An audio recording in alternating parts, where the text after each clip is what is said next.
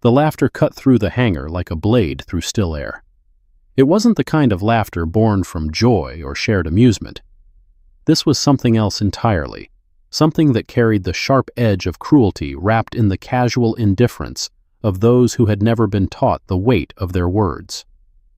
The sound echoed off the titanium skin of the F-35 Lightning II, bouncing between the concrete walls of Edwards Air Force Base's primary maintenance hangar until it seemed to come from everywhere at once.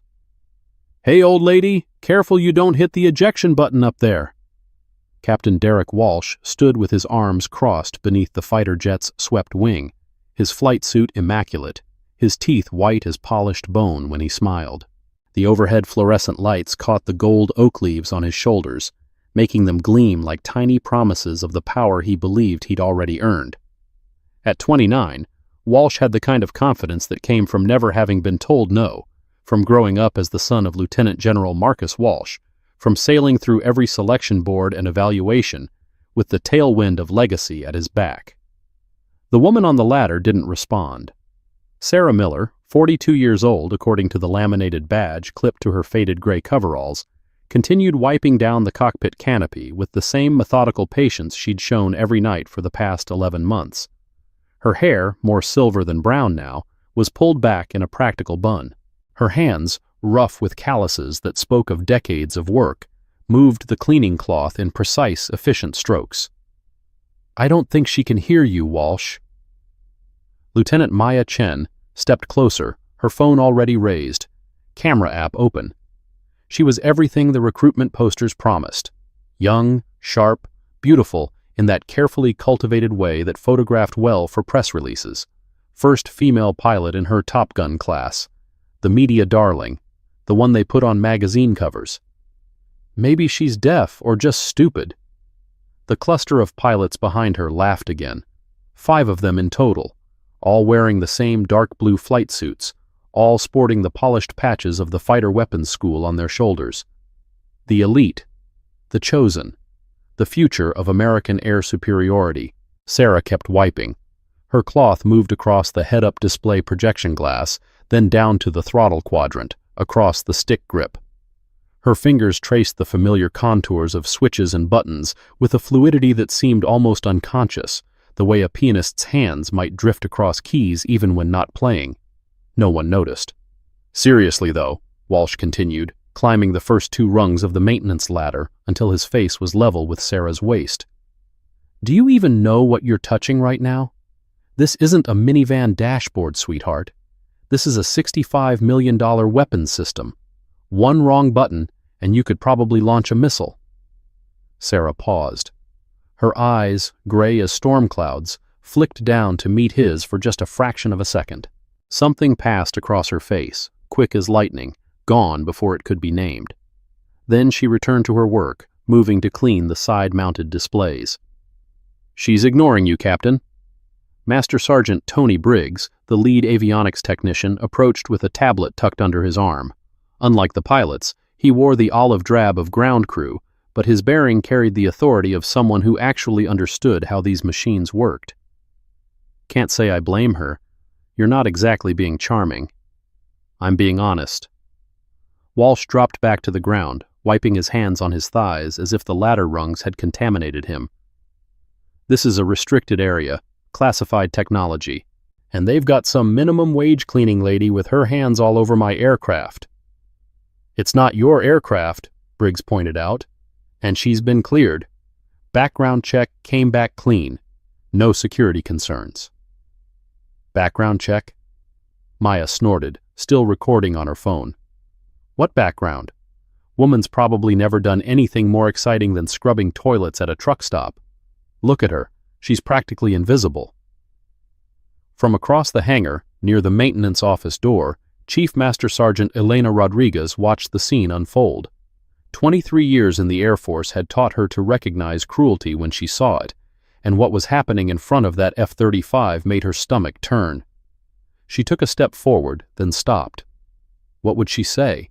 The pilots weren't technically breaking any regulations. Being a jerk wasn't a court-martial offense. But God, she wished it was. Commander Harrison emerged from the administration corridor, coffee cup in hand, just as Walsh and his entourage moved closer to the ladder. The commander paused, taking in the tableau, the cleaning woman alone on the scaffolding, the circle of blue flight suits below like sharks around a lone swimmer. He frowned, something stirring in his memory, some half-formed recognition that wouldn't quite crystallize. Then his phone buzzed, and he turned away to answer it. No one was watching when Sarah checked the angle of the head-up display combiner glass against her reflection. No one saw the way she adjusted it by exactly 2 degrees, correcting a misalignment that would have thrown off the pilot's targeting solution by a critical margin. No one noticed the faded scar that traced a thin white line along her left wrist, visible for just a moment when her sleeve rode up. And absolutely no one could have known that in the next 20 minutes, everything they thought they understood about this woman, this job, this night, was about to collapse entirely. Airman First Class Kevin Hart had been watching from behind the tool cabinet, waiting for his moment. Hart was the kind of young man who desperately wanted to belong to something greater than himself, but lacked the moral compass to distinguish between admiration and sycophancy. When Walsh and his crew laughed, Hart laughed louder. When they mocked, he mocked more viciously. He had learned early that proximity to power felt almost like power itself, if you squinted hard enough and didn't think too deeply about the difference. He nudged a heavy equipment case with his foot, sliding it into the path Sarah would need to take when she descended from the ladder. A simple trap. Childish, really, but the kind of thing that would earn him a spot at Walsh's table in the officers' club. Sarah climbed down, her movements careful and deliberate. Her foot found the last rung, then the floor, and then the edge of the equipment case. For a single frozen instant, she was falling. But then something happened that no one in that hangar had expected. Instead of crashing to the concrete in a sprawl of limbs and scattered cleaning supplies, Sarah's body responded with a fluidity that seemed to defy physics. She tucked and rolled, absorbing the momentum through her shoulder, coming up on one knee in a position that, had anyone been paying proper attention, looked remarkably like a combat recovery stance. Her cleaning cloth never left her hand. Her expression never changed. "Holy cow," Elena Rodriguez whispered from across the hangar. "That was—" But she didn't finish the sentence, because she didn't quite have the words for what she'd just witnessed. That wasn't the movement of a cleaning lady who'd tripped over an obstacle. That was muscle memory. That was training burned so deep into the nervous system that it operated without conscious thought. Sarah stood, brushed off her knees, and walked away without a word. Walsh and Maya exchanged glances, their laughter dying uncertainly. Had that been normal? People who cleaned floors for a living didn't move like that, did they?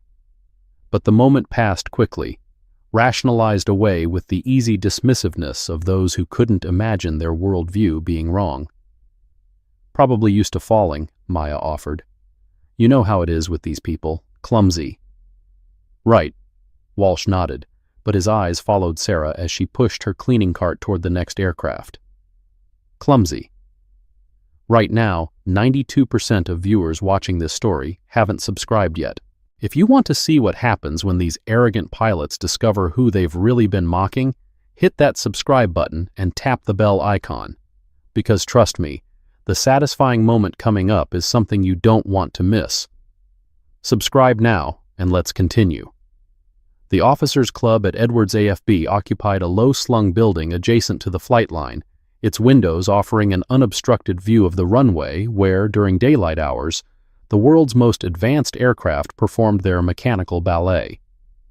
At night, those same windows reflected only the harsh interior lighting and the faces of those gathered inside, creating a strange double image that made the room feel both larger and more claustrophobic than it actually was. Captain Jake Morrison leaned against the bar, nursing a whiskey he wasn't really drinking, watching his fellow pilots with the detached analytical eye of someone who'd learned to trust nothing at face value. 15 years in the Air Force had taught him that the loudest voices in any room usually had the least to say, and Derek Walsh's voice was currently drowning out every other conversation within 50 feet. "I'm telling you, Morrison, you should have seen her face." Walsh was on his third bourbon, his words starting to blur around the edges. "Absolutely pathetic. standing there like a deer in headlights while I explained to her exactly what kind of equipment she was contaminating with her bargain brand cleaning supplies. Uh-huh. Morrison took a small sip. And this made you feel... What? Powerful? It's not about feeling powerful. Walsh's smile flickered, just for a moment, revealing something harder underneath. It's about maintaining standards. These people need to understand where they fit in the hierarchy. You let one of them forget their place, next thing you know, they're all getting ideas above their station. Morrison said nothing. He'd learned long ago that arguing with Walsh was like trying to reason with a hurricane. The man had been raised to believe that the world was divided into two categories: people like him and everyone else. Nothing Morrison could say would change that fundamental architecture of his worldview. The door opened, and Sarah Miller walked in. She was still wearing her gray coveralls, though she'd found time to wash her hands and face. Her cleaning cart remained outside, visible through the window like a sentinel waiting for its master. She approached Commander Harrison, who sat at a corner table reviewing flight schedules on his tablet, and spoke quietly enough that only he could hear. "Sir, I was told you wanted the conference room cleaned before tomorrow's briefing." Harrison looked up, and for the second time that night, something flickered across his face. Recognition? Memory? It was gone before Morrison could identify it. "Right. Yes. Thank you, Ms. Miller. It's down the hall, second door on the left." Sarah nodded and turned to leave. "Wait!" Walsh's voice carried across the room like a challenge. He was standing now, bourbon in hand, that predatory smile back on his face. The other pilots had fallen silent, sensing entertainment about to unfold. "We're having a little gathering here tonight," Walsh continued, moving to intercept Sarah before she could reach the exit. "Officers only, of course, but I think we could use someone to serve, refresh drinks, clean up spills, woman's work." The silence that followed was absolute. Even the bartender had stopped polishing glasses, frozen in the uncomfortable position of witness to something he desperately wished he wasn't seeing. Sarah stood very still. Her expression remained neutral, but Morrison noticed her shoulders shift almost imperceptibly, her weight redistributing onto the balls of her feet. It was subtle. It was professional. And it was the exact stance taught in hand-to-hand combat training. "I'm assigned to facility maintenance," Sarah said, her voice quiet but steady. "If you'd like service staff, I can contact the club manager." "Oh, but I'm asking you." Walsh moved closer, close enough that Morrison could see the calculation behind his alcohol-glazed eyes. This wasn't just casual cruelty anymore. This was a performance. Walsh was playing to his audience, cementing his position as alpha through public dominance of the most vulnerable target available. Consider it interdepartmental cooperation, the kind of thing that keeps our war machine running smooth. Right, boys? Scattered laughter from the pilots. Nervous laughter now, tinged with discomfort that some of them were too young or too loyal to acknowledge. "Let her go, Walsh." Morrison set down his glass with a deliberate clink. "She's got work to do, so do we." Morrison, Morrison, Morrison. Walsh shook his head with exaggerated disappointment. Always the wet blanket. Always the voice of reason. "Tell me, does it ever get boring being the only adult in the room?" "Frequently." For a long moment, the two officers stared at each other. Then Walsh shrugged, stepped aside, and made an exaggerated bow toward the door. "Fine. Run along, cleaning lady. Go do whatever it is your kind does. Just try not to touch anything too expensive." Sarah walked past him without a word, but as she reached the door, she paused, her hand on the frame, and Morrison could have sworn he saw her glance at the dartboard mounted on the far wall. Her eyes seemed to measure distances, calculate angles, assess trajectories with the unconscious precision of someone who had spent thousands of hours training their brain to think in terms of vectors and velocities. Then, she was gone, and the moment evaporated like morning mist. "Strange woman," Maya observed, sliding into the seat next to Walsh. "Did you see the way she moved, when she almost tripped earlier?" "Very strange." "Strange doesn't pay the bills." Walsh drained the rest of his bourbon and signaled for another. Now, let me tell you about Syria. Did I ever mention the time I was flying reconnaissance over Raqqa? 800 feet, AGL, tracers everywhere, absolute chaos. In the corner, Morrison's phone buzzed. A text from the base security office responding to his earlier inquiry. Sarah Miller. Background check results. Civilian contractor. No military record. No flags. Clean. He stared at the message for a long time, then looked at the door through which Sarah had disappeared. Something didn't add up. The way she moved, the way she held herself, the way her eyes had tracked the room's exits and assessed the angles of approach. Those weren't the habits of someone who cleaned offices for a living. Those were the habits of someone who'd spent years training to survive. In the hallway outside the officers' club, Sarah pulled a small device from her pocket, a compact pulse oximeter, military grade by the look of it, the kind used by special operations pilots to monitor oxygen saturation during high-altitude operations. She clipped it to her finger, waited for the reading, then removed it and slipped it back into her coveralls. Old habits. The kind that never truly die, no matter how many years pass or how thoroughly you try to bury them. At 40,000 feet, oxygen levels could mean the difference between consciousness and blackout, between a successful mission and a smoking crater in the desert. She'd checked her numbers religiously for 15 years of active flight duty. 11 months of cleaning cockpits hadn't broken that pattern. She found the conference room and began her work, methodical as always. Vacuum the carpet, wipe down the table, empty the trash, check the whiteboard for any classified information that should have been erased. Standard procedure. The same tasks, repeated hundreds of times until they required no conscious thought. But tonight, her mind was elsewhere. Walsh's voice echoed in her memory. 800 feet AGL. Raqqa. He was wrong. She knew he was wrong because she had been there, in the actual sky over Raqqa, in a cockpit exactly like the ones she now cleaned. The operational ceiling over that city was never 800 feet. Too many anti-aircraft positions, too many potential surface-to-air threats. The actual floor was 1,200 feet, and even that had been considered dangerously low by any reasonable tactical assessment. Walsh was lying. Or perhaps worse, he was repeating stories someone else had told him, inflating details to make himself sound more heroic than he actually was. It was a common enough phenomenon among those who craved glory but lacked the experience to earn it. Sarah had seen it 100 times during her career. She caught herself before the words could escape. Her career. As if that were still a thing that existed, rather than a ghost she carried in her bones.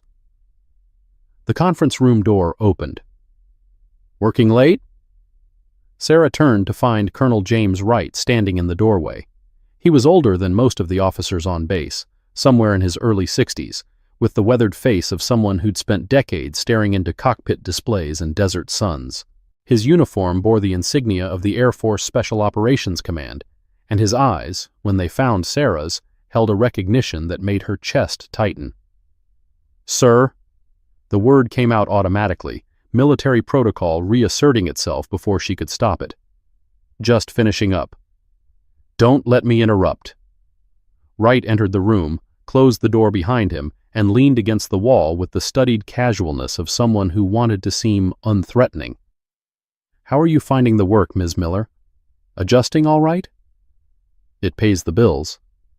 "I'm sure it does." Wright's gaze never wavered from her face.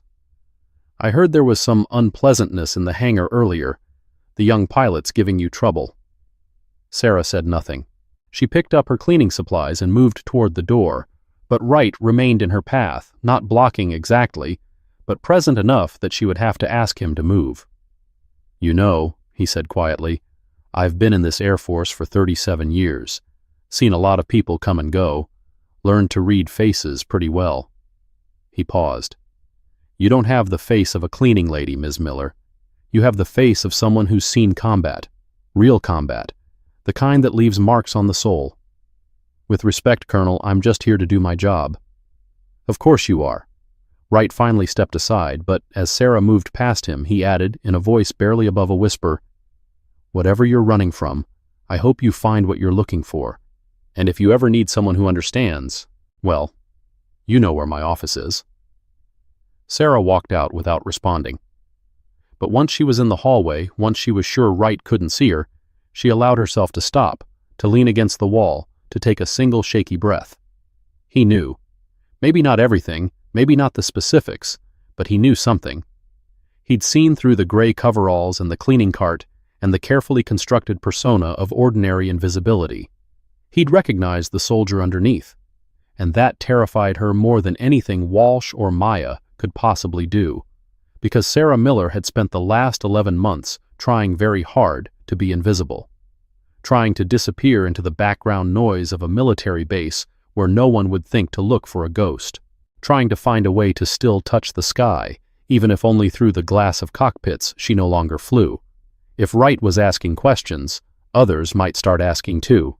And if the wrong people started asking the wrong questions, she pushed off from the wall and resumed walking, one foot in front of the other, the same simple motion she'd made thousands of times across deserts and flight decks and the endless corridors of military installations around the world. Keep moving, keep your head down, don't let them see what you're carrying. The same rules that had kept her alive through 18 months of hell would keep her safe here too. They had to.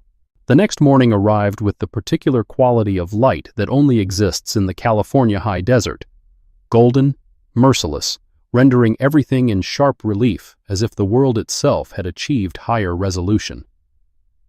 Sarah had slept perhaps 3 hours, her rest interrupted by the same dreams that had haunted her for years. Fire in the sky, sand in her throat, voices in a language she'd learned to understand far too well during her captivity. She arrived at the hangar at 0600, 2 hours before the flight operations were scheduled to begin, and found Commander Harrison already there.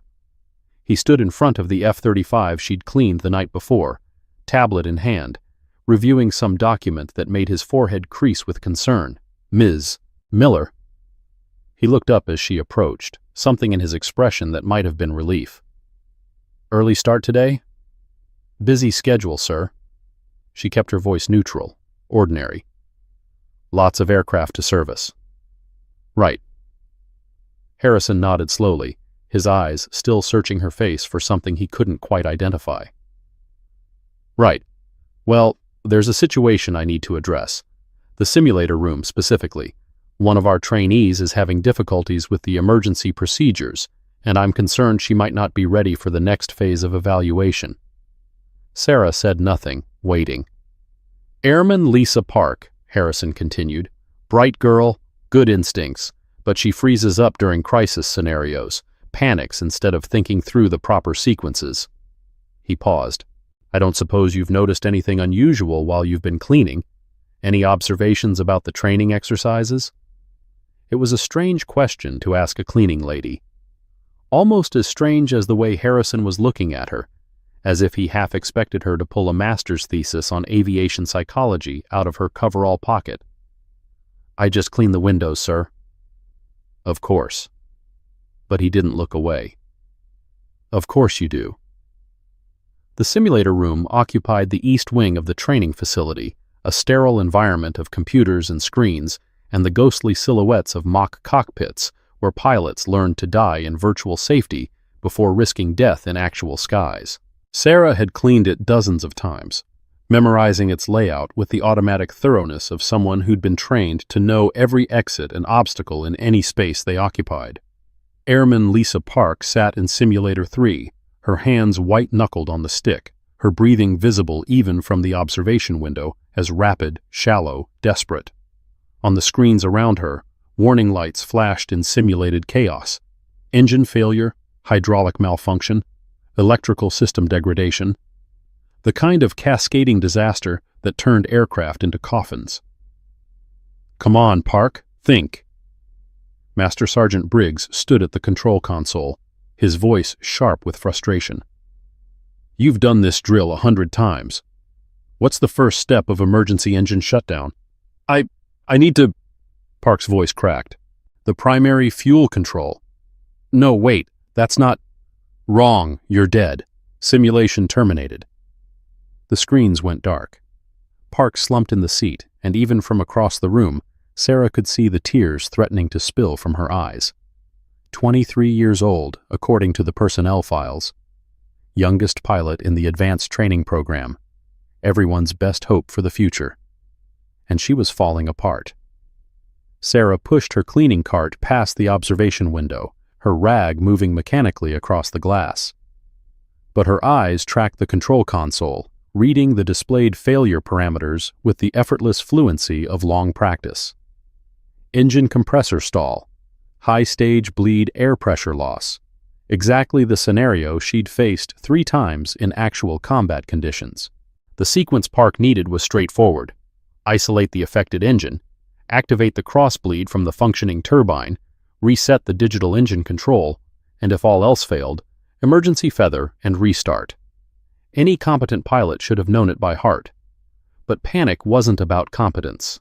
Panic was about survival instincts, overriding training, about the primitive brain seizing control from the rational one. Sarah had seen it happen to pilots with 3 times Park's experience. She'd almost let it happen to herself, once, in a sky full of fire, with her wingman's voice screaming in her ear and enemy aircraft converging from every direction. Almost. Without conscious decision, Sarah's hand moved to the glass. She tapped 3 times, quick and sharp, then once, slower, longer. 3-1. The old squadron code for "Follow my lead." In the simulator, Park looked up. Her eyes found Sarah's through the window, confusion flickering across her tear-stained face. Sarah held her gaze and tapped again, this time tracing a pattern that corresponded to the correct emergency sequence. 3 taps for engine isolation, 2 for crossbleed, 1 for reset. Park's eyes widened. She turned back to the console, her hands moving with new purpose. "Sergeant Briggs, can I try again?" "Fine. 1 more time, but if you fail this one..." The simulation restarted. Alarms blared. Warning lights painted the cockpit in emergency red. And this time, Park's hands moved with precision. Engine isolation, crossbleed activation, digital control reset. "Engine restart successful," the computer announced. "Simulation complete. Assessment, pass." Briggs stared at the console, then at Park, then at the window where Sarah was quietly resuming her cleaning. His eyes narrowed. "What the hell just happened?" "I remembered the sequence, Sergeant." Park's voice was steady now, the tears forgotten. "It just clicked." "Uh-huh." Briggs looked at the window again, but Sarah had already moved on, pushing her cart toward the next room, just another invisible cleaning lady doing her invisible job. No one thought to question how a maintenance contractor had known the classified emergency procedures for an F-35's engine failure cascade. No one connected the pattern of taps on the glass to the coded communication systems used by special operations pilots during radio silence missions. No one saw what they weren't looking for. But Elena Rodriguez had been watching from the hallway, and she had seen enough to make her heart race. That pattern, those taps. She'd learned that exact code during her time with combat control, before a training injury had ended her field career. It was classified material, restricted to units that operated in conditions where even whispered radio contact could mean death. Who was this woman? The Officers' Club dart tournament had been Walsh's idea. Team building, he'd called it, though everyone understood the real purpose was to give him another venue for public demonstration of his superiority. Walsh had captained his university's dart team before entering the academy. He had the trophies to prove it, displayed prominently in his quarters alongside his father's medals and his own comparatively modest collection of achievements. The bar had been rearranged to accommodate the competition, tables pushed aside to create a clear throwing lane, spectators arranged in a loose semicircle that just happened to position the highest-ranking officers with the best view. Sarah had been assigned to circulate with a tray of drinks, a duty that put her in constant contact with the assembled pilots and far too close to Walsh's gravitational field. 18. Briggs recorded the score on a whiteboard. "Not bad, Chen. Not great, but not bad." Maya retrieved her darts with a theatrical flourish, tossing her hair over her shoulder in a gesture that drew admiring looks from several junior officers. "I'm just warming up. Watch this." Her next throw landed in the triple 20. 60 points. The crowd applauded. "Now that's more like it." Walsh raised his bourbon in salute. "See, Morrison? This is how real aviators relax. Precision. Focus. The same skills that keep us alive up there." Morrison, who had declined to participate in the tournament, merely nodded from his position at the bar. "What about you, cleaning lady?" Walsh's attention swiveled to Sarah as she passed with her tray. "Ever thrown a dart before? Or is that too complicated for someone in your line of work?" The room fell quiet. Conversations paused. Glasses stopped halfway to lips.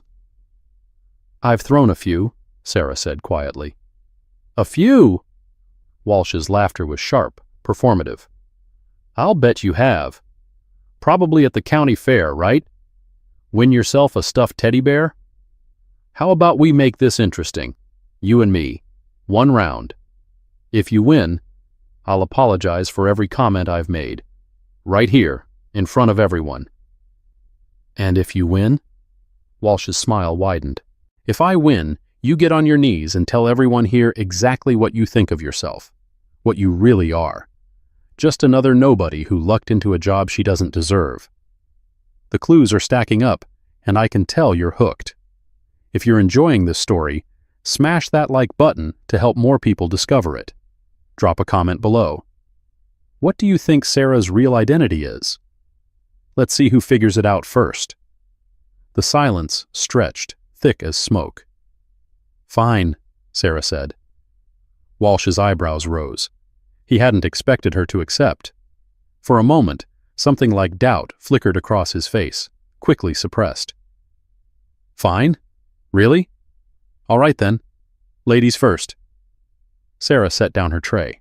She picked up the 3 darts Walsh offered, weighing them in her palm with a gesture that seemed almost unconscious. Her grip adjusted slightly, finding the balance point. Elena Rodriguez, watching from behind the bar, felt her breath catch. That grip, that exact hold, with the thumb positioned just so against the barrel. It was the precision grip taught to pilots who needed to develop the fine motor control required for cockpit operations. She'd seen it 1,000 times during her career. Sarah threw. The first dart landed in the 20. Not the triple, just the 20. The second dart landed in the single 19.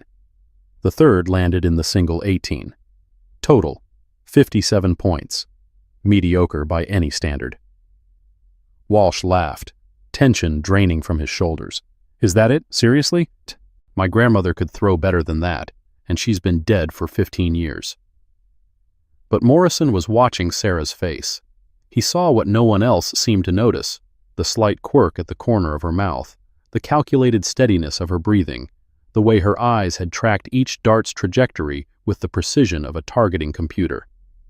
She hadn't been trying to win. She'd been deliberately losing. More than that, she'd been losing in a very specific pattern. The darts had landed in a perfect equilateral triangle around the triple 20, the exact positioning required to hit that highest scoring zone from 3 different angles. It was like watching a master painter deliberately create a child's scribbling, every brushstroke controlled, every imperfection intentional. This woman could have won that match with 1 throw. Morrison was suddenly, absolutely certain of it. But she had chosen not to. "Get on your knees." Walsh's voice had gone cold, the joking veneer stripped away to reveal something uglier underneath. "A deal's a deal, cleaning lady. Or are you the kind of trash that can't keep a promise?" Sarah lowered herself slowly. Not in defeat, Morrison realized. There was nothing defeated about the way she moved. It was more like a tiger lying down, conserving energy, waiting for the moment when waiting was no longer necessary. "Say it." "I'm nobody," Sarah said, her voice carrying clearly across the silent room. "I'm just a cleaning lady who lucked into a job she doesn't deserve." Louder. "I'm nobody." Walsh grinned, satisfied, and gestured for her to rise. "There. That wasn't so hard, was it? Now get back to work. Those glasses aren't going to fill themselves." Sarah stood, retrieved her tray, and walked toward the bar. Her face betrayed nothing, but as she passed Morrison, their eyes met briefly, and in that moment he saw something that made his blood run cold. She wasn't broken. She wasn't humiliated. She was assessing him, measuring him, deciding whether he was a threat or an ally or simply another obstacle to be navigated around. Those weren't the eyes of a victim. Those were the eyes of a predator waiting for its moment. In the corner, Colonel Wright sipped his drink and said nothing. But his fingers had tightened on the glass hard enough to whiten his knuckles, and his gaze followed Sarah with an intensity that bordered on protective fury. He knew something, and whatever that something was, it was eating him alive. The night wore on. Walsh continued to drink, his boasts growing louder and less coherent with each refill. He'd moved on from his dubious Syria stories to an account of a training exercise that had apparently demonstrated his unparalleled skill at beyond visual range combat. "Triple missile lock, all 3 bogeys splashed in under 30 seconds, he declared, gesturing expansively with his bourbon. The instructors said they'd never seen anything like it. Walsh, they told me, you're going to be a legend. Sarah, collecting empty glasses from a nearby table, paused imperceptibly. Raqqa was the real proving ground, though. Walsh leaned forward conspiratorially, pitching his voice to carry to the widest possible audience. 800 feet above the city center, tracers everywhere, making runs on targets that the intelligence pukes swore were impossible. That's where you learn what you're made of. 1,200. The word was barely audible. Sarah hadn't meant to speak it aloud, but the alcohol-loosened atmosphere of the room had worn away at her discipline, and the technical error was too blatant to let pass. Walsh's head swiveled. What did you say? Nothing, sir. Just clearing glasses. No, you said something. He stood, and despite his inebriation, moved with the focused intensity of a man who sensed his authority being challenged. You said 1,200? What did you mean by that? Sarah kept her eyes on the glasses she was collecting. I read an article once about Raqqa air operations. The minimum safe altitude was 1,200 feet, not 800. Because of the anti-aircraft positions. The silence that followed was dense enough to choke on. An article? Briggs had appeared at Walsh's shoulder, his eyes suddenly sharp with suspicion. And which article would that be? Because I spent 3 years in operational planning, and I can tell you that information isn't exactly public knowledge. I don't remember the specific source. Sarah's voice remained steady, but Morrison could see the tension in her shoulders. It was years ago, might have been misremembering. Right. Walsh stepped closer, close enough that Sarah had to tilt her head back to meet his eyes. Misremembering. Because cleaning ladies just happen to have detailed knowledge of classified operational parameters in active combat zones. Sir, Morrison. Walsh didn't take his eyes off Sarah.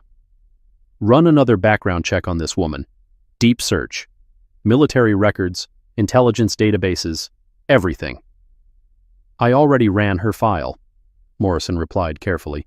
It came back clean. No military record, no flags. Then run it again. Higher clearance level. Something's not right here. In the corner, Colonel Wright set down his drink and rose. Captain Walsh, a word? Walsh hesitated, clearly torn between his investigation and the summons of a superior officer. Institutional conditioning won out. He turned toward Wright, leaving Sarah standing alone by the empty tables. We'll continue this later, he said over his shoulder. Don't go anywhere. The 2 officers disappeared into the hallway. Briggs lingered for a moment, studying Sarah with an expression that mixed suspicion with something closer to uncertainty, then followed. Sarah let out a breath she hadn't realized she'd been holding. Across the room, Dr. Semya Itum, Michael Torres, the flight surgeon who'd been quietly nursing the same glass of wine for the past hour, stood and approached. He was older than most of the officers present, early 50s, with the weathered hands of someone who'd spent years in field hospitals and combat zones. Ms. Miller? His voice was gentle, pitched low enough that only she could hear. I couldn't help noticing you're carrying quite a bit of tension in your shoulders. Occupational hazard, I imagine. Lots of lifting, bending, physical labor. I manage, doctor. I'm sure you do. He reached out, not quite touching her, gesturing toward her left arm. That scar on your wrist, the one you keep covered with long sleeves. If you don't mind my asking, how did you get it? Sarah's hand moved instinctively to cover the mark. Kitchen accident, years ago. A kitchen accident. Torres nodded slowly, his eyes never leaving her face. Interesting. Because to my medical eye, it looks remarkably like the kind of abrasion pattern caused by ejection seat restraints. The angle of the tissue disruption, the width of the scar tissue, very distinctive. He paused. Very distinctive indeed. Sarah said nothing. You know, Torres continued, I've treated hundreds of pilots over my career, fighter pilots especially. They all carry marks, some visible, some not.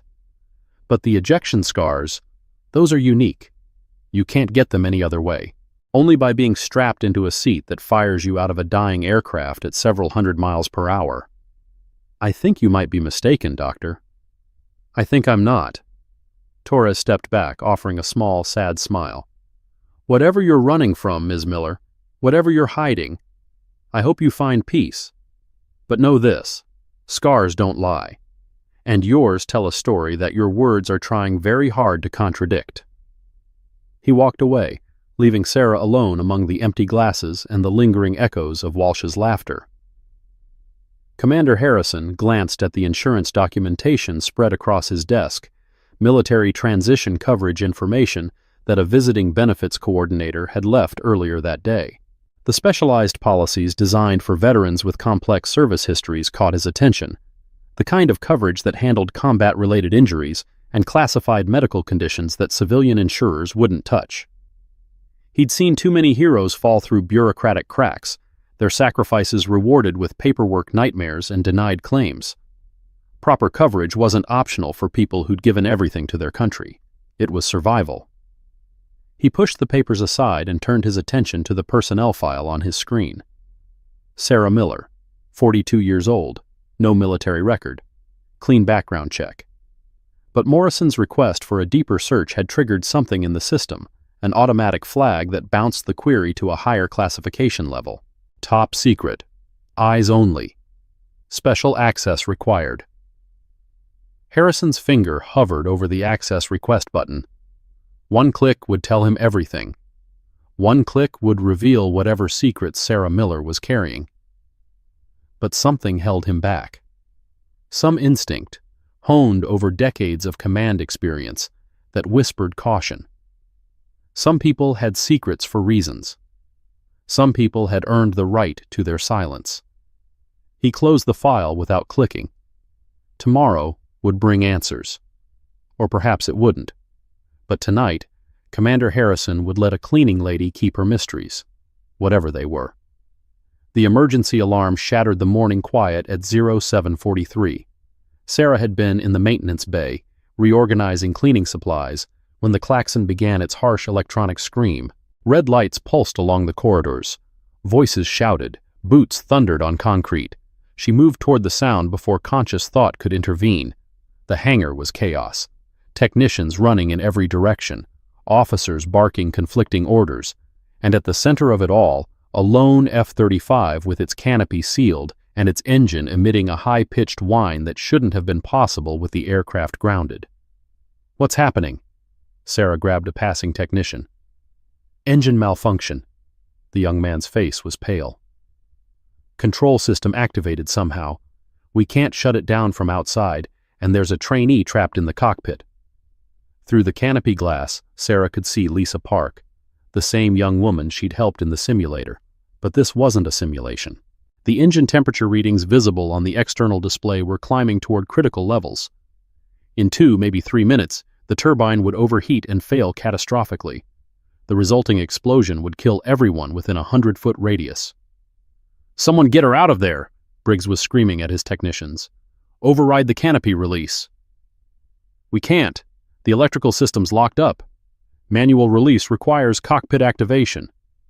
Park was crying in the cockpit, her hands moving frantically across controls that refused to respond. The glass muffled her screams, but her terror was visible in every line of her body. A civilian security guard, an older man with the weathered face of a career veteran, started forward. "Let me try. I used to work on—" He was too slow. His age betrayed him, his movements deliberate where urgency was required. Sarah didn't remember deciding to move. One moment she was standing at the edge of the chaos, invisible as always. The next she was running, her body responding to a decade of training that no amount of years could erase. 4 seconds to reach the ladder, 2 seconds to climb, 3 seconds to assess the external control panel and identify the emergency protocol required. Her hands moved across the emergency access panel with a fluency that would have shocked anyone paying attention. But no one was paying attention to the cleaning lady. They were too focused on the crisis, too overwhelmed by the screaming alarms and climbing temperature readings. Sarah's fingers found the manual canopy override. It required a specific sequence, a combination that existed only in classified technical manuals and the muscle memory of pilots who'd been trained for exactly this scenario. 3 switches, 2 buttons, 1 lever. The canopy hissed and lifted. "Park!" Sarah's voice cut through the chaos with an authority that seemed completely disconnected from her gray coveralls and cleaning supplies. "Emergency fuel cutoff, left side panel, red cover, now!" Park stared at her, frozen. "Red cover, pull it!" Something in Sarah's voice penetrated the young pilot's panic.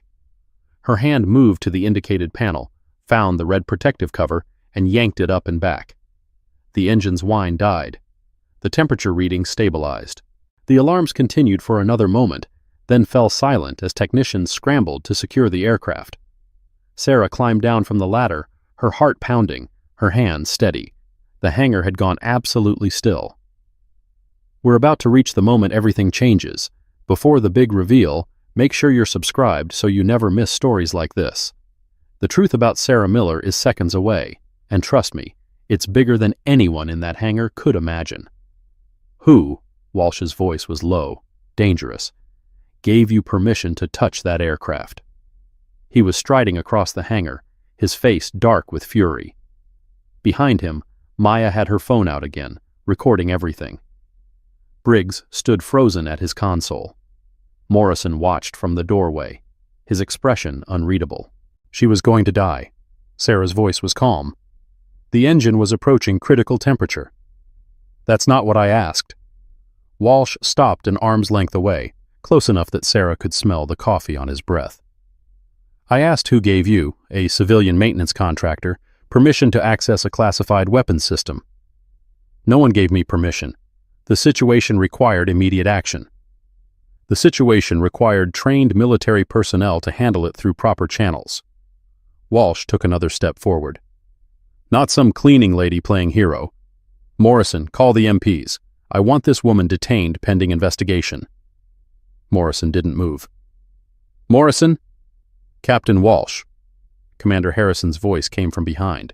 He had arrived during the crisis, had seen Sarah's intervention from across the hangar, and now stood with an expression that mixed confusion with something approaching awe. "Perhaps we should discuss this in a less public venue. With respect, sir, this woman just violated approximately 17 regulations regarding civilian access to military technology. That's not a discussion, that's an Article 15 at minimum. She also just saved Airman Park's life." Harrison's eyes found Sarah's. The engine was at 94% critical temperature when you shut it down. Another 30 seconds, and we'd be evacuating the entire facility. "So she got lucky. That doesn't excuse—" "How did you know?" The question came from Briggs.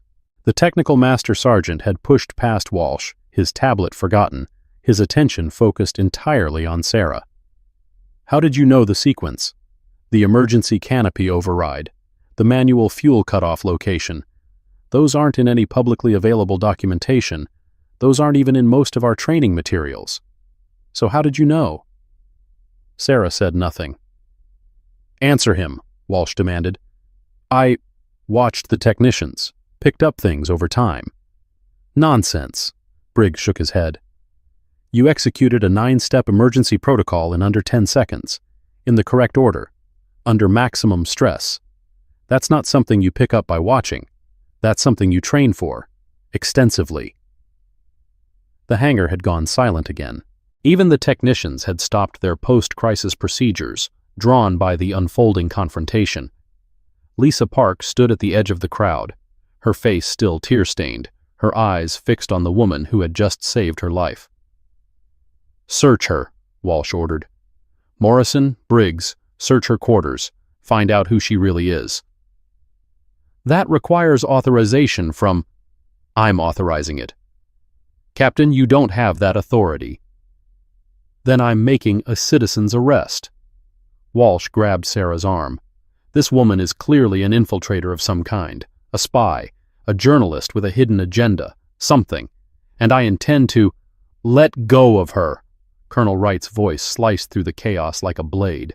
He stood in the hangar entrance, silhouetted against the morning light, his posture carrying the unmistakable authority of decades of command.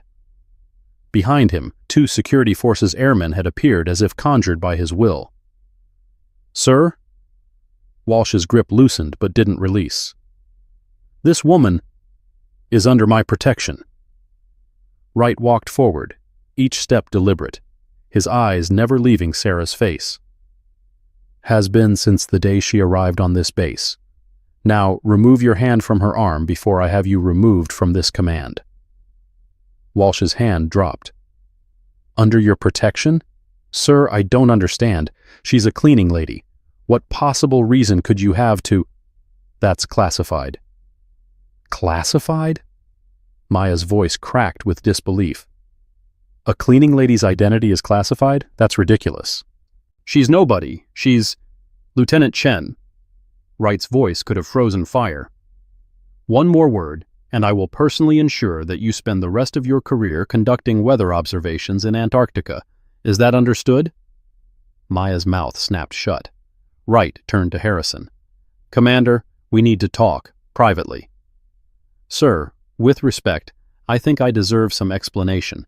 This woman has been working on my base for almost a year, and you're telling me her identity is classified? What exactly am I not being told?" Wright hesitated. For the first time since his arrival, something like uncertainty crossed his weathered features. He looked at Sarah, a question in his eyes. Sarah closed her own eyes briefly, took a breath, made a decision. "Tell them," she said quietly. "Tell them everything." "Are you sure?" "They'll find out eventually." Briggs is right. That sequence isn't in any public documentation. Morrison's already requested the deep background check. It's only a matter of time. Wright nodded slowly. "All right, but not here. Not like this." He addressed the assembled crowd. "Everyone who isn't essential personnel, clear the hangar. Now. What I'm about to reveal is classified at the highest levels. Anyone who discusses what they're about to learn outside this room will face immediate court-martial." The crowd dispersed with remarkable speed. Within 60 seconds, only Walsh, Maya, Morrison, Briggs, Harrison, Park, and Elena Rodriguez remained. Elena had refused to leave, citing her security clearance, and no one had argued. Wright pulled out his phone. "Colonel Wright, Authentication Delta 79er. I need you to unseal a personnel file. Authorization code, Ghost Raven." Sarah flinched at the words. Her hand moved unconsciously to her left shoulder, where beneath the gray coveralls and standard work shirt, a tattoo lay hidden.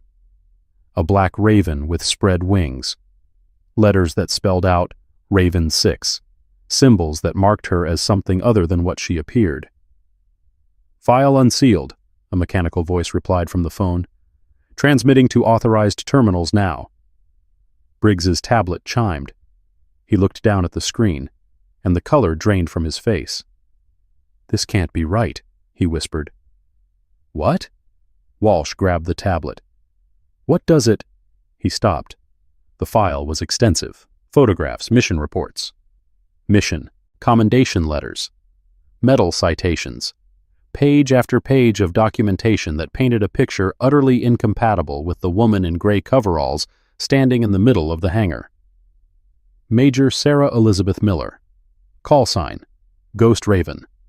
Unit: Special Operations Aviation Unit Raven. Classified Black Operations Squadron. Missions flown: 47. All combat. All classified. Confirmed aerial victories: 12. Decorations: 3 Silver Stars, 2 Distinguished Flying Crosses, 1 Air Force Cross, pending congressional review. Status: presumed killed in action. Operation Phantom Strike, August 12, 2015. That's impossible, Walsh breathed.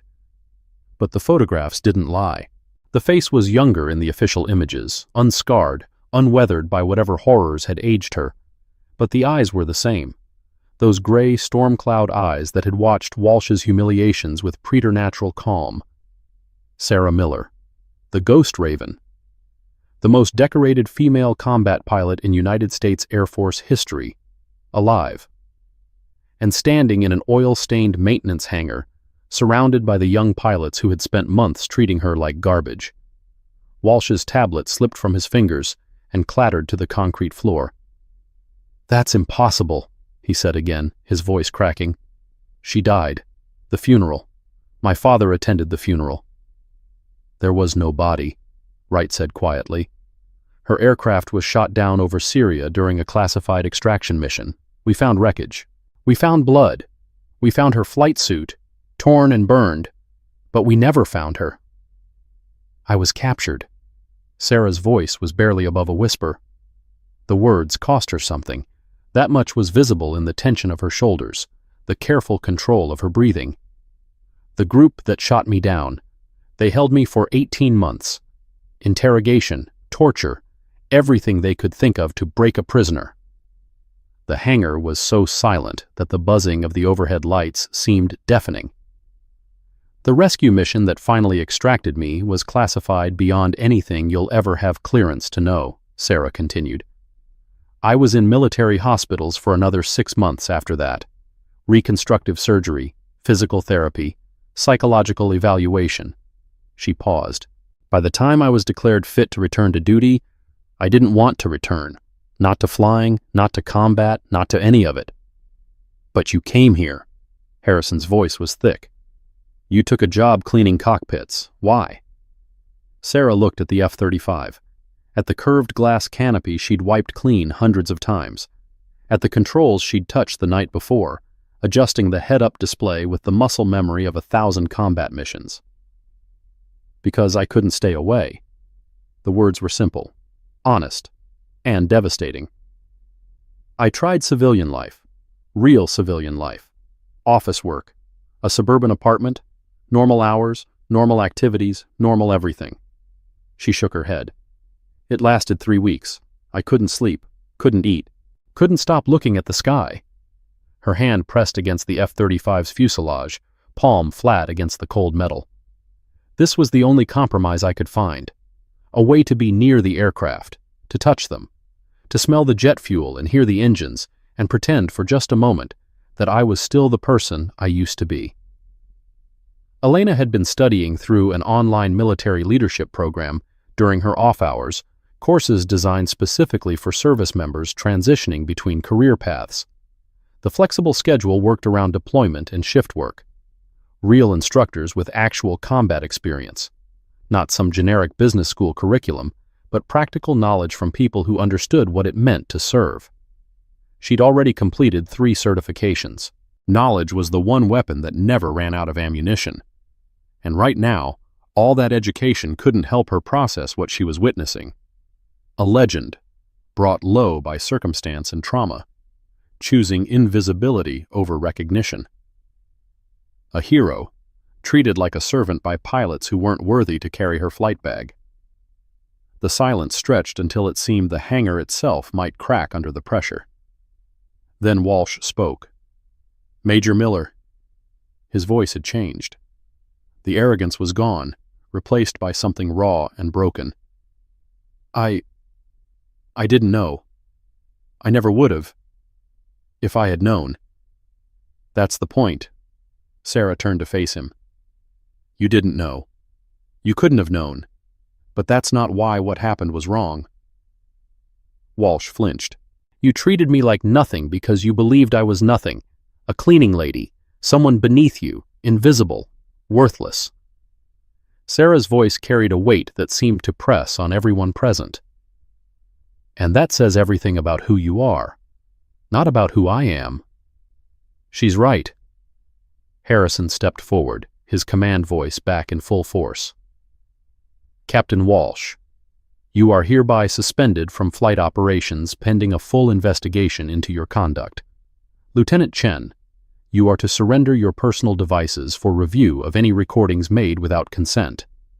Master Sergeant Briggs, you will report to my office at 1400 hours to discuss your role in failing to intervene when hostile behavior toward base personnel was occurring under your supervision. Sir, Walsh started. You are dismissed, Captain. All of you. Now. They filed out slowly. Walsh paused at the door, looking back at Sarah one last time, and in his face, she could see the precise moment when his entire understanding of the world shifted on its axis. He had built his identity on assumptions about hierarchy, about worth, about the relationship between appearance and reality. Those assumptions had just been torn apart. He walked out without another word. Only Sarah, Harrison, and Wright remained in the hangar. Even Elena had withdrawn, though her gaze lingered on Sarah with something approaching reverence. What happens now? Sarah asked. Harrison shook his head slowly. I don't know. Your status is complicated. You're technically still listed as killed in action. Resurrecting you in the system will require paperwork that makes my head hurt just thinking about. There's been a call, Wright said, from Washington. They've been trying to reach you for weeks. Sarah's hand tightened on the aircraft. I know. They want you back, Sarah. The Raven unit. There's a situation developing. Intelligence suggests that the group who held you, their leadership survived. They're planning something. For a long moment, Sarah didn't respond. She stood there, palm pressed against the F-35's skin, her eyes closed, her breathing carefully controlled. Then she spoke, her voice carrying the weight of years and pain, and something that might have been hope. Not today, she said. Today, I have windows to clean. She picked up her abandoned cleaning cloth, walked to the nearest aircraft, and began to wipe down the canopy. Behind her, Wright and Harrison exchanged a look that held entire conversations. The ghost Raven had returned. But whether she would fly again remained to be seen. The news spread through Edwards Air Force Base like wildfire through dry brush. By noon, every officer, enlisted member, and civilian contractor on the installation had heard some version of the story. The cleaning lady who wasn't a cleaning lady. The ghost who had returned from the dead. The legend who had been scrubbing toilets and wiping cockpit glass while young pilots mocked her for sport. Elena Rodriguez sat in the maintenance break room, her coffee growing cold in her hands, listening to the whispered conversations around her. The details varied with each telling, growing more elaborate and dramatic as they passed from person to person. In one version, Sarah had single-handedly fought off her captors and walked across the Syrian desert to freedom. In another, she'd been rescued by a team of Navy SEALs who'd lost half their number in the extraction. In a third, she'd never been captured at all, but had gone deep undercover to infiltrate a terrorist network. The truth, Elena suspected, was probably simpler and more terrible than any of the rumors. She'd seen Sarah's eyes. She'd recognized the particular quality of stillness that came from carrying wounds too deep for words. Whatever had happened during those 18 months of captivity, it had left marks that no amount of time or therapy could fully erase. Across the base, in Commander Harrison's office, a very different conversation was taking place. The Pentagon wants her reinstated immediately. Harrison stared at the orders on his screen, his jaw tight with barely contained frustration. Full rank restoration, back pay for the years she was listed as killed in action, and immediate assignment to a special operations advisory position. Colonel Wright stood by the window, watching aircraft taxi across the distant runway. And what does Sarah want? That's the problem. I don't know. She finished cleaning the hangar after you left, submitted her timesheet, and clocked out for the day. Went back to her quarters like nothing had happened. She's processing. She's been processing for 11 months. Harrison pushed back from his desk. How long does someone need to process before they're ready to face reality? Wright turned from the window. His face was older than his years, weathered by decades of decisions that had sent young men and women into harm's way. Some had come back. Many had not. And a very few, had come back as something other than what they'd been. Sarah Miller flew 47 combat missions, he said quietly. 12 confirmed kills. She was shot down, captured, tortured, and held prisoner for a year and a half by people who had every reason to want her dead, and every opportunity to make that death as prolonged and painful as possible. Harrison said nothing. She survived. Against all odds, against all expectations, she survived. And when she finally made it home, the Air Force offered her a medal and a medical discharge, as if those were equivalent rewards for what she'd given. Wright's voice hardened. So she found her own way to cope, her own way to stay connected to the life she'd lost. And you want to know why she's not jumping at the chance to come back? I want to understand. Then ask her. Wright moved toward the door. But be prepared for an answer you might not like. Sarah's quarters were located in a nondescript building on the far edge of the base, a converted barracks that now housed civilian contractors and temporary personnel. Her room was small, Spartan, containing only a bed, a desk, a small refrigerator, and a closet barely large enough to hold her limited wardrobe. She sat on the edge of the bed, still wearing her gray coveralls, staring at the wall where a single photograph hung in a simple frame. The image showed a group of pilots standing in front of an aircraft, their flight suits dusty, their faces exhausted but triumphant. 7 people in total, 4 men and 3 women, their arms around each other's shoulders in the universal gesture of comrades who had faced death together and lived to tell about it. Raven Squadron. The photo had been taken in 2014, 6 months before Operation Phantom Strike, 6 months before everything had fallen apart. Of the 7 people in that photograph, Sarah was the only one still alive. A knock at the door pulled her from her reverie. "Ms. Miller?" A young voice, hesitant. "I mean, Major Miller? Ma'am?" Sarah rose and opened the door to find Lisa Park standing in the hallway, still in her flight suit, her face a complicated mixture of emotions that seemed to shift with each passing second. "Airman Park." "I wanted to thank you." The words came out in a rush, for this morning, for saving my life, and for yesterday in the simulator. I know that was you, with the tapping on the glass. I don't know how you knew the code, but it helped me. It helped me a lot. Sarah stepped aside, a silent invitation. Park entered the small room, her eyes immediately drawn to the photograph on the wall. "Is that your squadron?" It was. Park moved closer, studying the faces. "They look happy." "We were." Sarah sat back on the bed. "That was a good day. We just completed a mission that everyone said was impossible. Extracted a group of aid workers from a compound surrounded by hostile forces. No casualties on our side. All the civilians made it out safely." "What happened to them? Your squadron?" Sarah was quiet for a long moment.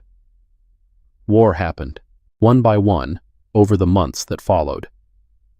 Engine failure, missile strike, ground fire, and then Phantom Strike, where I was shot down and the rescue mission to save me cost 3 more lives." Park's face paled. "I'm sorry. I didn't mean to." "You asked. I answered." Sarah's voice was gentle, without accusation. "That's the truth of combat, Airman. People die. Sometimes the people who survive carry guilt that feels heavier than death itself." Is that why you became a cleaning lady? Because of the guilt? Sarah almost smiled. Partly, but mostly because I couldn't imagine a life that didn't involve being near aircraft, even if I couldn't fly them anymore. Why can't you fly? Officially, medical discharge. The injuries I sustained during my captivity and later during the rescue left me with physical limitations that disqualify me from combat duty. Sarah held up her left hand, and Park noticed for the first time that the last two fingers didn't bend quite right. Nerve damage. I can hold a glass, write my name, do most normal activities, but the fine motor control required for combat piloting is beyond me now. And unofficially? Sarah met Park's eyes. Unofficially, I'm afraid. Every time I close my eyes in a cockpit, I'm back in that Syrian sky, watching my wingman's aircraft explode, feeling my own plane come apart around me, knowing that I'm about to die. The honesty of the admission seemed to fill the small room. But you still saved me, Park said. In the simulator. In the hangar. You acted without hesitation. That's different. That's training. Muscle memory. The body responds before the mind has time to be afraid. Sarah shook her head. But sustained flight? Hours in the air knowing that at any moment the sky could turn hostile? I don't know if I have that in me anymore. Park was quiet for a moment, processing. Then she straightened, something hardening in her expression. Permission to speak freely, ma'am? Granted. With all due respect, that's nonsense. Sarah blinked. I saw you in that hangar this morning. I saw how you moved, how you thought, how you took control of a situation that had every other trained professional in the building frozen with panic. That wasn't just muscle memory. That was leadership. That was the instinct of someone who belongs in the sky. Airman, I'm not finished, ma'am. Park's voice had found strength from somewhere, a reservoir of conviction that surprised them both. I've spent my whole life being told what I can't do. Too small, too young, too female, too everything. And I believed it, for a long time. I let other people's limitations become my own. She gestured at the photograph on the wall. But those people in that picture, they didn't look at you and see someone limited. They looked at you and saw a warrior, a leader, someone worth following into impossible situations. Park took a breath. Maybe it's not my place to say this, but I think you owe it to them to at least try, to at least find out if the fear is stronger than the pilot. Sarah stared at the young airman for a long moment. You're very direct for someone who was crying in a cockpit 12 hours ago. Park flushed. I learned from the best, apparently. Despite everything, Sarah laughed. It was a small sound, rusty from disuse, but genuine. Get out of here, airman. Go study your emergency procedures. And next time you're in the simulator, remember, the plane wants to fly. Your job is just to help it. Park saluted, a gesture that seemed to come naturally despite the informal setting, and left. Sarah sat alone in the silence, staring at the photograph of her dead squadron, and wondered if a young pilot's faith could possibly be enough to counter years of accumulated fear. The formal inquiry into Captain Derek Walsh's conduct began at 1400 hours in Conference Room Alpha. Commander Harrison presided, with Colonel Wright serving as an advisor and a JAG officer from the Regional Legal Office handling procedural matters. The witnesses included Master Sergeant Briggs, Lieutenant Chen, Captain Morrison, Airman Hart, and several other personnel who had witnessed various incidents over the preceding months. Walsh sat at a table facing the panel, his dress uniform immaculate, his father's medals absent from his chest for the first time in his Air Force career. The arrogance that had defined him for so long had been replaced by something closer to shock, as if he still couldn't quite process the magnitude of his miscalculation. Captain Walsh, Harrison began, you are aware that these proceedings are being recorded and that anything you say may be used in subsequent administrative or judicial actions? Yes, sir. And you understand the charges being considered? Conduct unbecoming an officer, harassment of civilian personnel, failure to maintain proper military bearing, possible violations of the Uniform Code of Military Justice regarding treatment of subordinates and contractors? Yes, sir. Walsh's voice was barely audible. Then let's begin with the events of last night in the officers' club. The testimony that followed was damning. Witness after witness described Walsh's behavior toward Sarah Miller.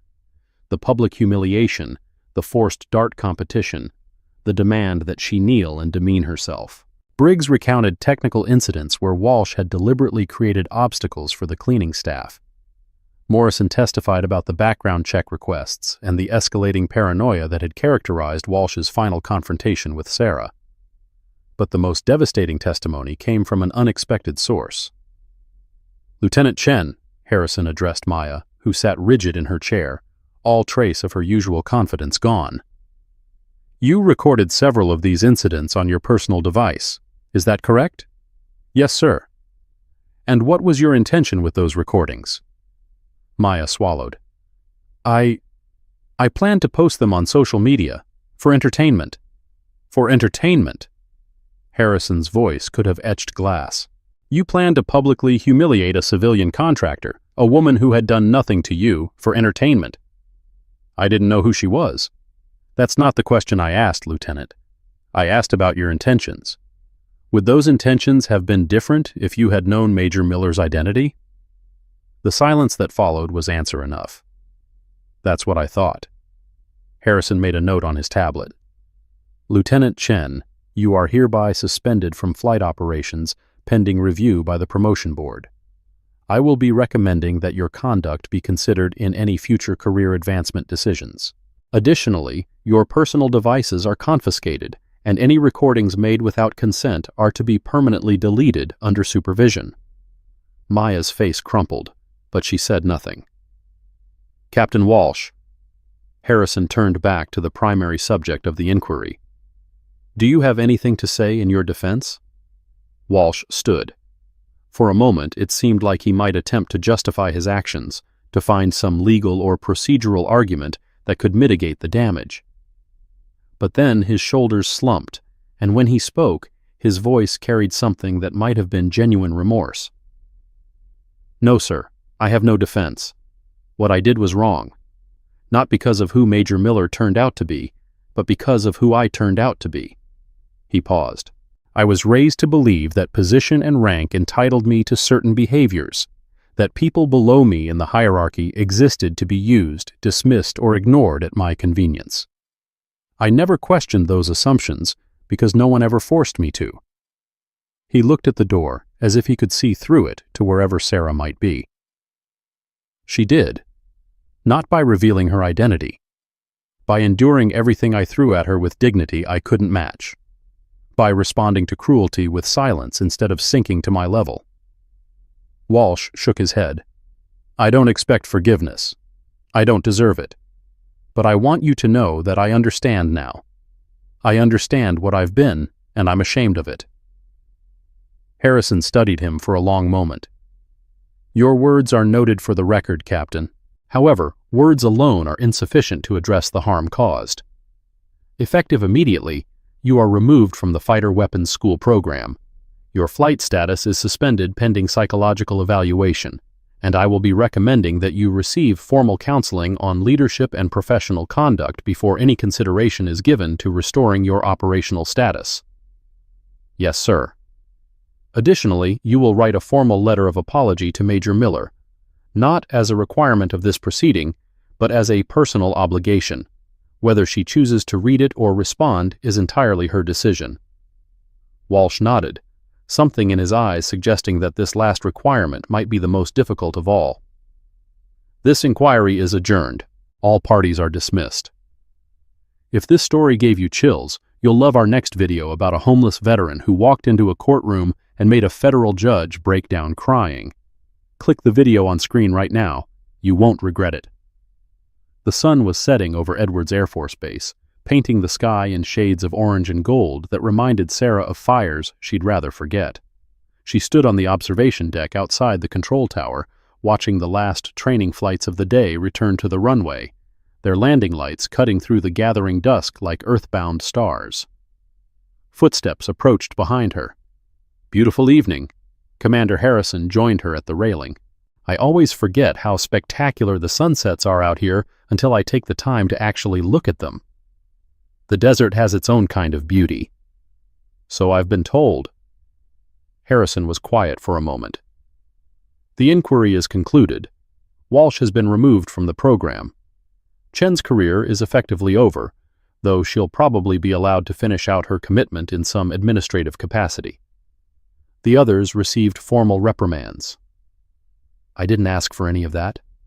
No, you didn't. Harrison turned to face her.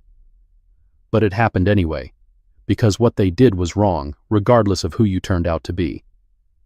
Sarah said nothing. There's something else. Harrison pulled out his phone, checking a message. I've been contacted by someone at the Pentagon. They want to speak with you directly, something about a developing situation that requires your specific expertise. Wright mentioned something similar. He did. Harrison hesitated. Sarah, Major, I don't know what to call you anymore. Sarah is fine. Sarah, then. I know I have no right to ask this, but what are you going to do? The Pentagon wants you back. You have every reason to refuse.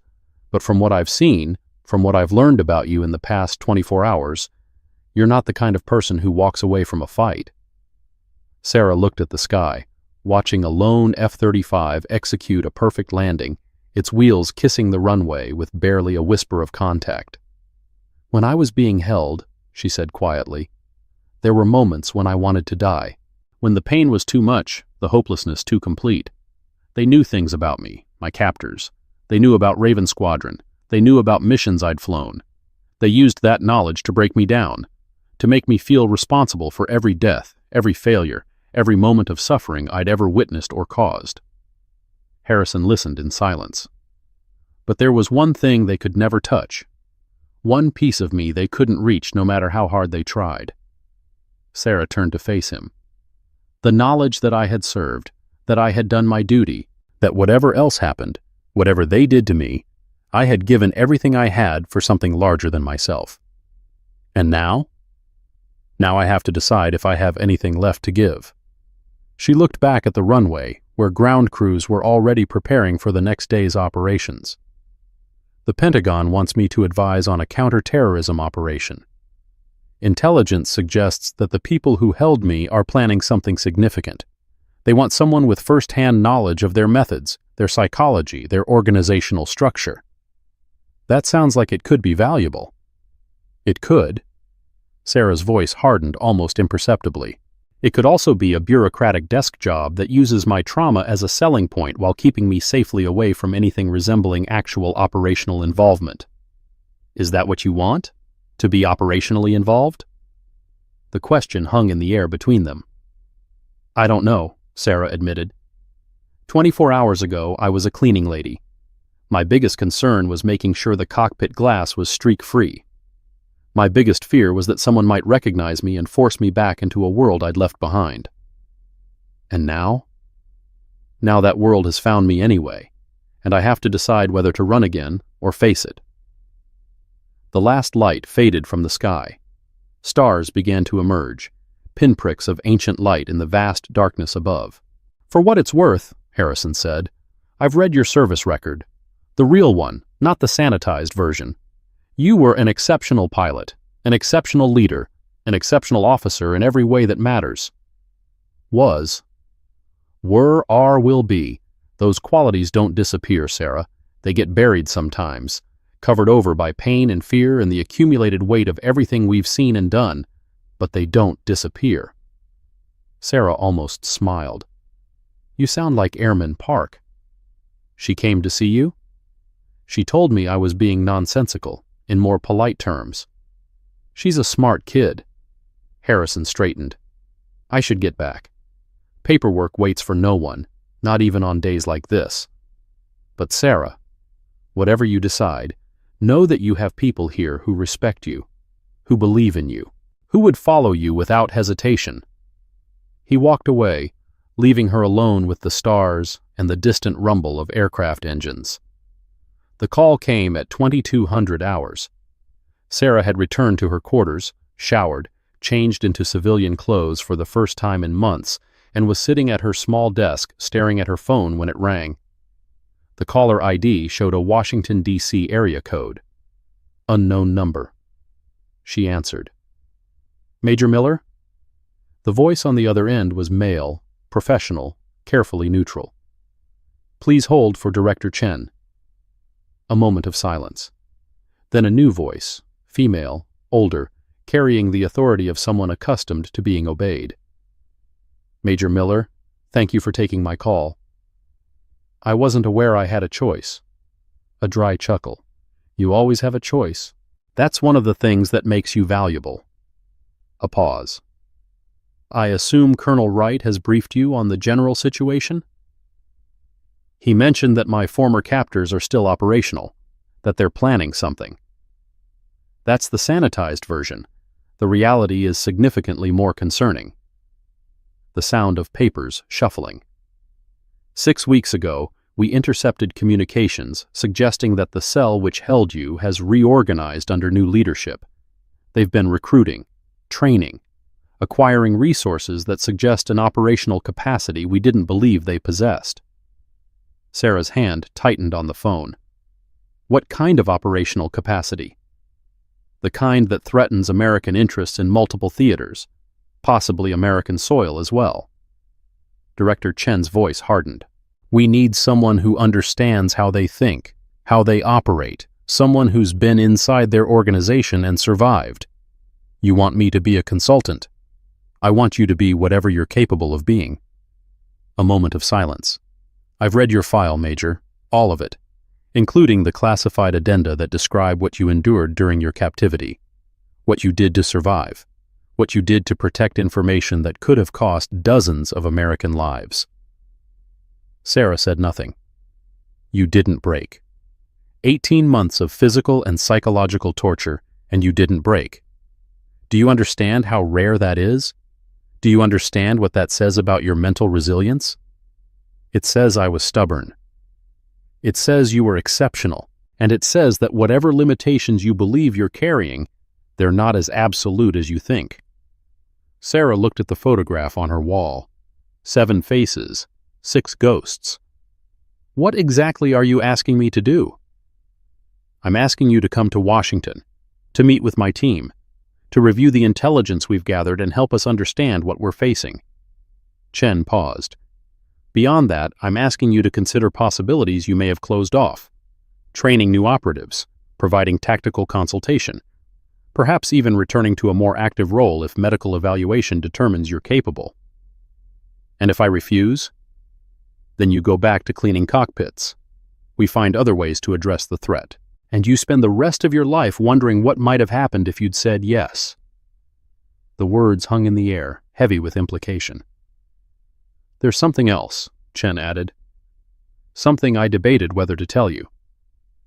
Tell me. The man who commanded the cell that held you, the one who personally oversaw your interrogation. We have intelligence suggesting he's alive. We know where he is, and we know that he's been asking questions about you. Sarah's blood went cold. He knows you survived. He knows you're back in the United States. And based on intercepted communications, he considers you unfinished business.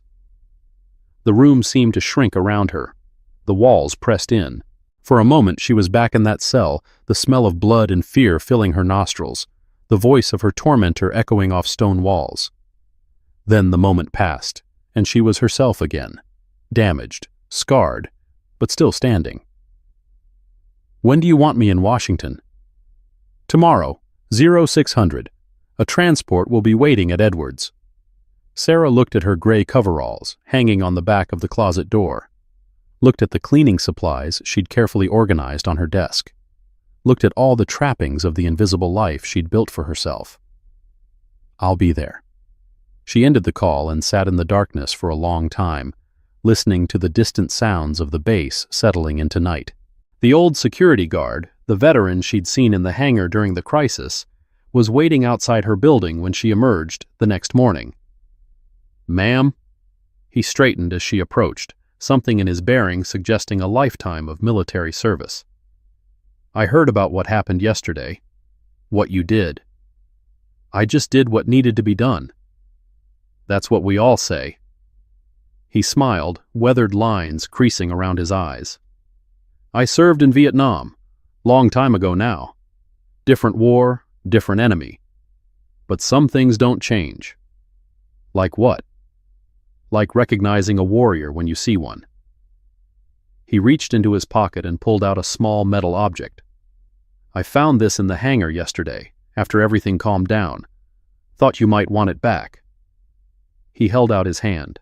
In his palm lay a challenge coin, old and worn, its surface marked by years of handling. The design showed a raven in flight, wings spread against a field of stars. Sarah's breath caught. I thought I lost that years ago, before I was captured. Found it under the F-35 you were cleaning. Must have fallen out of a pocket or something. The old man pressed the coin into her hand. It waited for you, just like the rest of us. He walked away without another word, leaving Sarah standing in the morning light, holding a piece of her past that she'd thought was gone forever.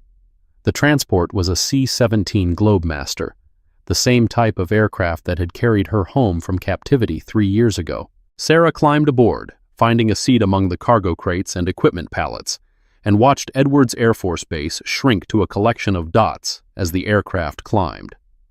Colonel Wright had come to see her off.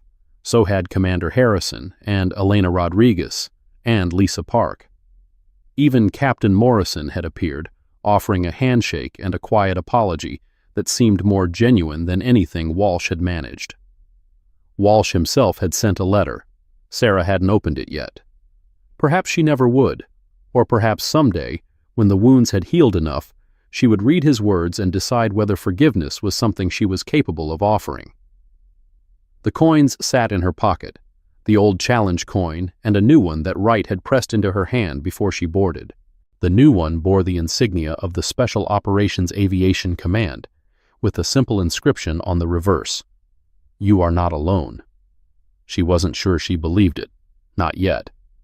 But for the first time in years, she was willing to consider the possibility. The flight to Washington took hours. Sarah spent most of it staring out the small window, watching America scroll by beneath her, the desert giving way to mountains, the mountains to plains, the plains to the urban sprawl of the eastern seaboard. Somewhere down there, people were living ordinary lives, going to work, coming home, having dinner with their families, worrying about bills and relationships, and all the small concerns that fill a normal existence. Sarah had never had a normal existence.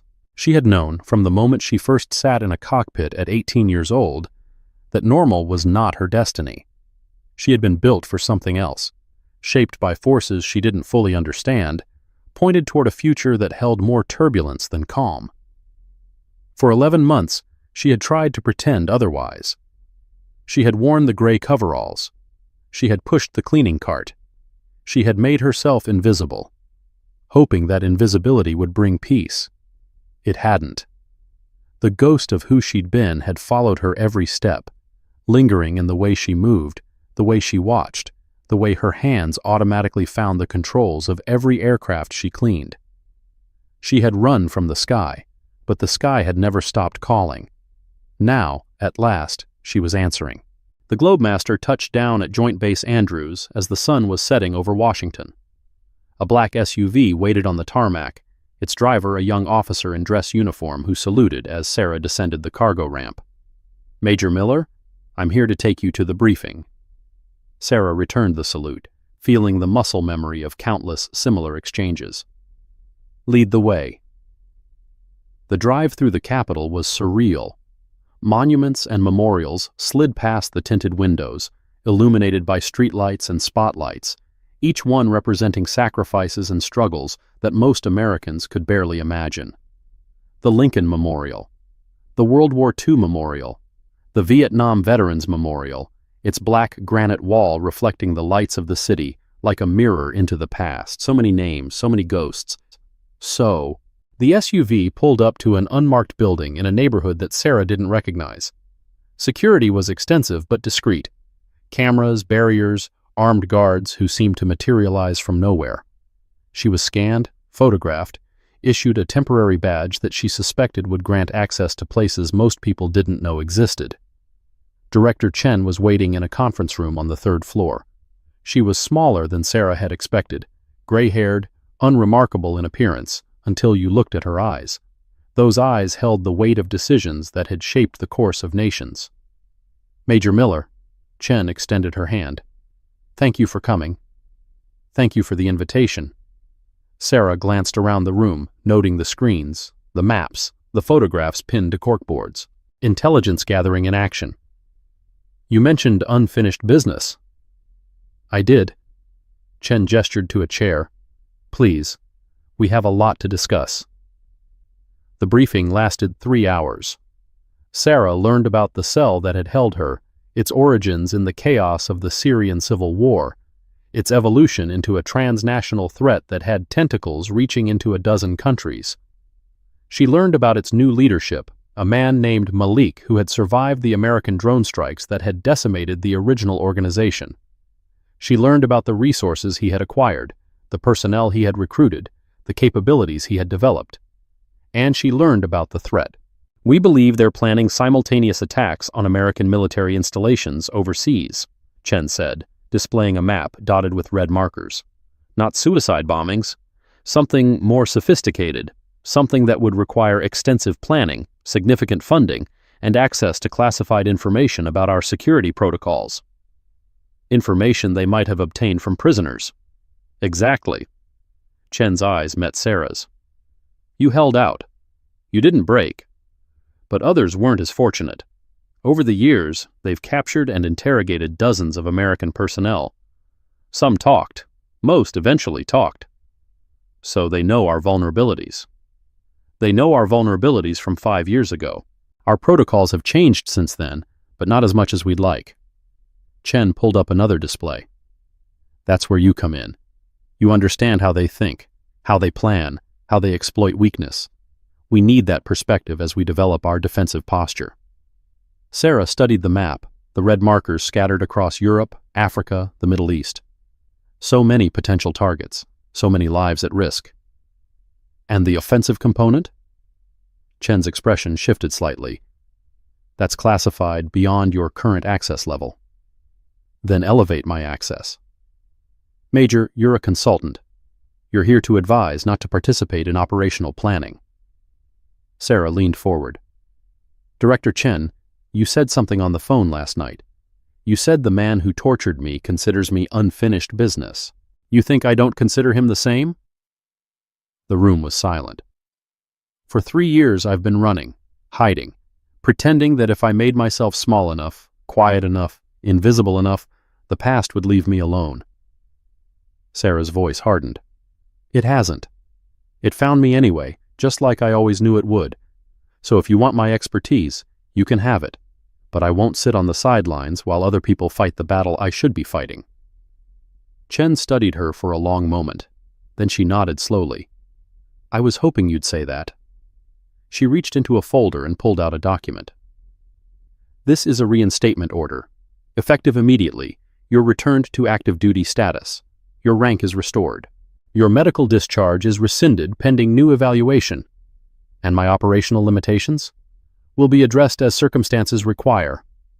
Chen slid the document across the table. "Welcome back to the fight, Major Miller." Sarah picked up the pen, hesitated for just a moment. Then she signed.